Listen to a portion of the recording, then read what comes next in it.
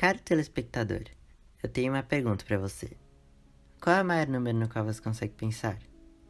Não vale infinito, porque infinito não é um número e sim um conceito, usado para definir o tamanho de algo que não tem limite.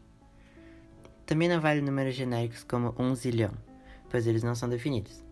Sendo assim, você poderia pensar em um número com vários dígitos como 1 Google, que é 10 elevado a 100. Mas pensando um pouco, dá pra ver que essa pergunta é um pouco boba, pois você pode, por exemplo, apenas somar 1 a qualquer número pensado para conseguir um maior. Então, ao invés disso, talvez uma pergunta melhor seria: como definir ou se referir a um número específico e que seja muito grande? Como uma solução para isso, poderíamos usar funções, aquelas ferramentas matemáticas que você provavelmente aprendeu no primeiro ano do ensino médio, já que elas podem gerar sequências de números que crescem muito rapidamente e que, portanto, para determinado valor de x, podem apresentar valores de y enormes. Para exemplificar, considere essa função, y igual a x. Ela é uma função afim e que é sempre crescente, ou seja, conforme o valor de x aumenta, o de y também cresce. Agora, considerando apenas o domínio e contradomínios naturais daqui por diante, essa função não gera uma sequência de números que aumenta muito rapidamente, já que a diferença entre dois números consecutivos dela é sempre 1. Então poderíamos pensar em alguma função com crescimento mais rápido, como y igual a 2x, mas, novamente, uma sequência gerada por ela teria a diferença entre termos consecutivos constante, no caso igual a 2. Já uma função quadrática, por exemplo, a partir de certo ponto, cresceria muito mais rápido do que qualquer função afim como as anteriores, contanto que o coeficiente do termo x² seja positivo, pois a diferença entre seus termos aumenta conforme uma progressão aritmética. Também é possível pensar em funções exponenciais, que são as de crescimento mais rápido aprendidas do ensino médio. Mas e se eu te contasse que existem funções com valores sempre crescentes e que crescem muito mais rápido do que as anteriores, ou mesmo do que qualquer uma que pode ser construída usando operações como adição, subtração, multiplicação ou potenciação? Bom, elas existem, e como exemplo, usaria a função de Graham.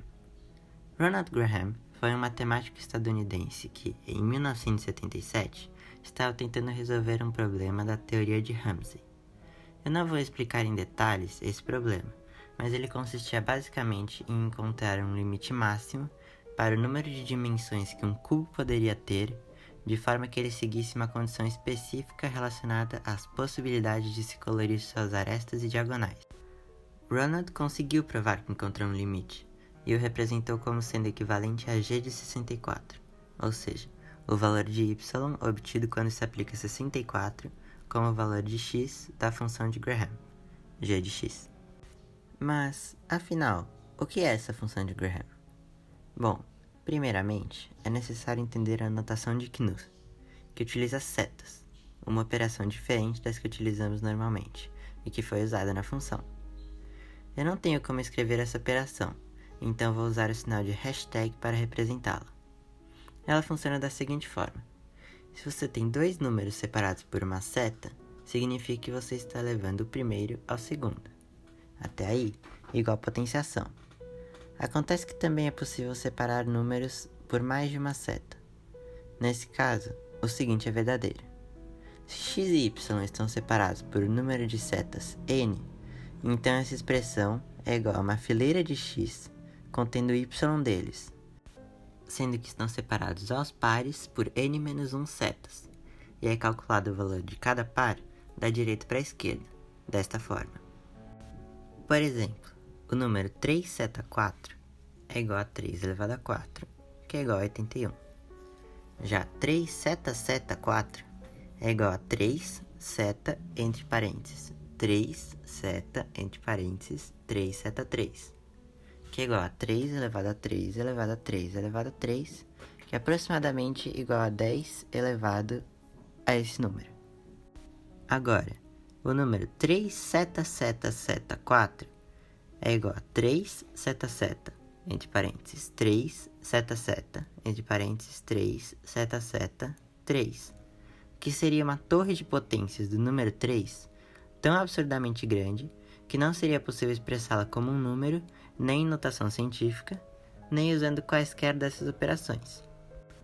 Isso já dá uma dimensão do poder dessa notação, pois com o aumento de apenas uma seta, o número resultante é incrivelmente maior do que o original. Finalmente, como a função de Graham tem o conjunto dos números naturais tanto em seu domínio quanto em seu contradomínio, o menor valor de x que ela pode assumir é 1.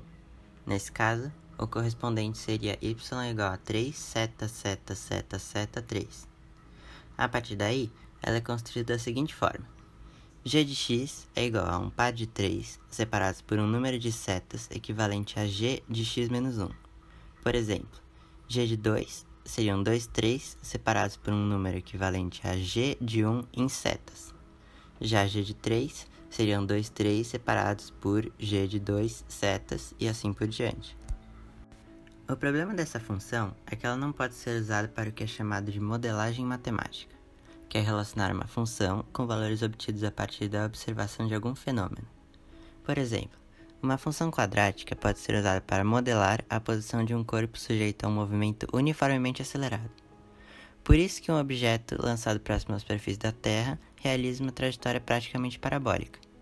Já com a função de Graham, não é possível realizar a modelagem, pois não existe qualquer fenômeno observável que produza valores com crescimento tão rápido quanto os valores de y dela.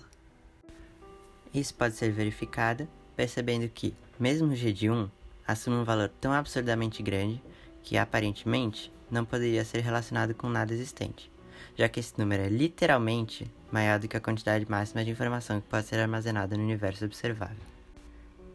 Mas agora, você deve estar se perguntando, qual é o ponto de tudo isso? Para que serve uma função que não pode ser relacionada com a realidade? Bom, existem algumas respostas para isso. Primeiro que a função de Graham em específico, e muitas outras como ela, foram criadas com a intenção de resolver problemas intrínsecos da matemática, então isso já é uma utilidade, pois nos ajuda a entender melhor algumas características dessa área de estudos, mesmo que não se relacionem com o mundo físico. Mas, além disso, as próprias ferramentas utilizadas para se construir esse tipo de função, como a notação de Knuth, poderiam se aplicar na realidade. Existem vários exemplos ao longo da história de instrumentos matemáticos sendo inventados antes de seus usos serem encontrados na física. Um deles foi a geometria não euclidiana, aplicada a espaços com curvatura e descoberta pelos matemáticos Carl Friedrich Gauss e Bernard Riemann. No tempo de sua descoberta, ainda se acreditava que não havia qualquer uso para ela. Mas isso mudou quando Albert Einstein a utilizou em sua teoria da relatividade geral. Algo similar pode vir a acontecer com a função de Graham e com outras funções de crescimento muito rápido, ou com as ferramentas usadas em suas construções, mas nós só podemos imaginar as descobertas que ainda estão por vir.